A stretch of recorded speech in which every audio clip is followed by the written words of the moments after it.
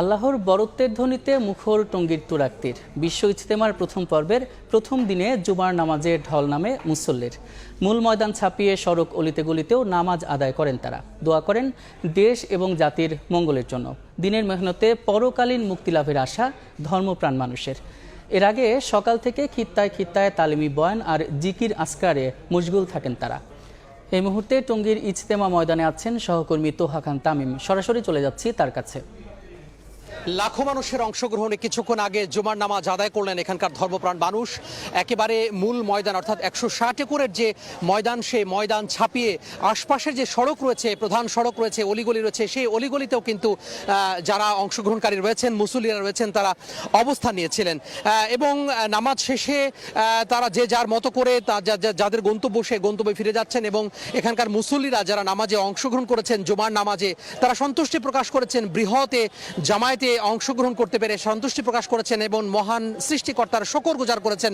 তারা বলছেন যে বিশাল জামাতে অংশগ্রহণ করতে পেরে তারা সৌভাগ্যবান মনে করছেন নিজেকে এবং তারা দেশ ও জাতির জন্য যে কল্যাণ এবং যে দোয়া সেটি করেছেন। পাশাপাশি ব্যক্তি জীবনে যেই গুনাহ, সেই গুনাহ থেকে মাফ তিনি চেয়েছেন এবং পাশাপাশি যে মহান রবের যেই শুকর, সেই শুকর তারা করেছেন এবং কিছুক্ষণ আগেও একেবারে সিজদা অবনত ছিল মানুষ, লোকারণ্য ছিল এই এলাকায়। এখন কিন্তু যে যার মতো করে যে গন্তব্য, সেই গন্তব্যে তারা ফিরে যাচ্ছেন এবং বলে রাখি সকাল থেকে যে ইজতেমার কার্যক্রম, সেই ইজতেমার কার্যক্রম ধারাবাহিকভাবে চলছে এবং এই ইজতেমার কার্যক্রম জুমার নামাজের পরে কিন্তু আবারও যে বয়ান, বিভিন্ন ধরনের যে বয়ান, সে বয়ান শুরু হবে।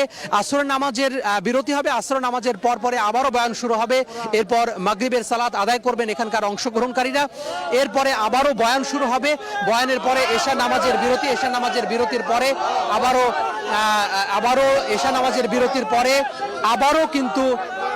আবারও কিন্তু বিরতি, এশা নামাজের বিরতির পরে তারা পূর্ণ বিশ্রামে চলে যাবেন। এভাবে আজকে শুক্রবার অর্থাৎ জুমার নামাজের যে কার্যক্রম, সেই কার্যক্রম চলবে। এভাবেই বলা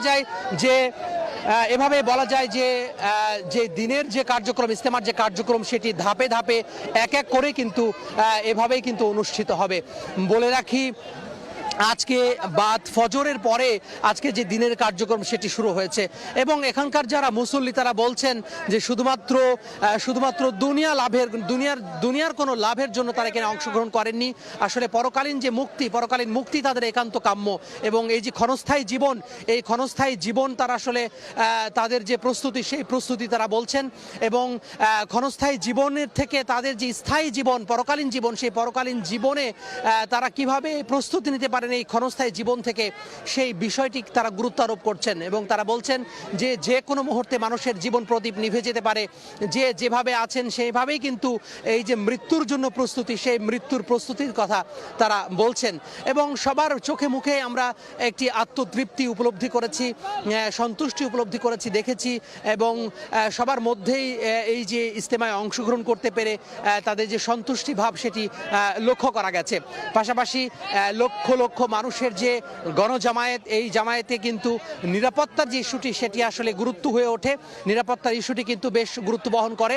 এই জন্য তারা বলছেন যে এখানে যারা আইন শৃঙ্খলা বাহিনীর সদস্য রয়েছেন, তারা কিন্তু বেশ বলা যায় যে কড়া প্রহরায় রয়েছেন এবং কোনো ধরনের কোনো ফাঁক-ফোকর নিরাপত্তার মধ্যে তারা কিন্তু রাখেননি। বিশেষত আমরা দেখেছি গত কয়েকদিনে পুলিশ প্রধান, র্যাবের প্রধান এবং বিভিন্ন বাহিনীর যে ঊর্ধ্বতন কর্মকর্তা রয়েছেন, তারা কিন্তু টহল দিচ্ছেন, তারা দফায় দফায় বৈঠক করেছেন এবং এখন পর্যন্ত আমরা দেখেছি প্রত্যেকটা ভবনের ছাদে আইন শৃঙ্খলা বাহিনীর সতর্ক প্রহরা রয়েছে, ওয়াচ টাওয়ার রয়েছে, এখানে সিসি ক্যামেরার মাধ্যমে নজরদারি করা হচ্ছে ড্রোনের মাধ্যমেও। তো এভাবেই বলা যায় যে পুরো একটি বৃহৎ কর্মযজ্ঞ চলছে। এই কর্মযজ্ঞে কিন্তু প্রশাসন সহ, সরকার সহ এবং এখানকার যারা আয়োজক রয়েছেন, তারাও কিন্তু 10,000 স্বেচ্ছাসেবকের মাধ্যমে যে আয়োজন, যে নির্বিঘ্ন করার জন্য সেই চেষ্টা তারা করছেন। তো কিছুক্ষণ আগে জুমার নামাজ আদায় হয়েছে, এখন মুসল্লিরা নামাজ শেষ করে তারা তাদের যে বাড়ির উদ্দেশ্যে ফিরেছেন এবং কেউ এখানে থেকে গেছেন। তো এই ছিল টঙ্গী তুরাক্তির থেকে আমার হাতে সবশেষ। সরাসরি যুক্ত ছিলাম বিশ্ব ইজতেমা প্রাঙ্গণে।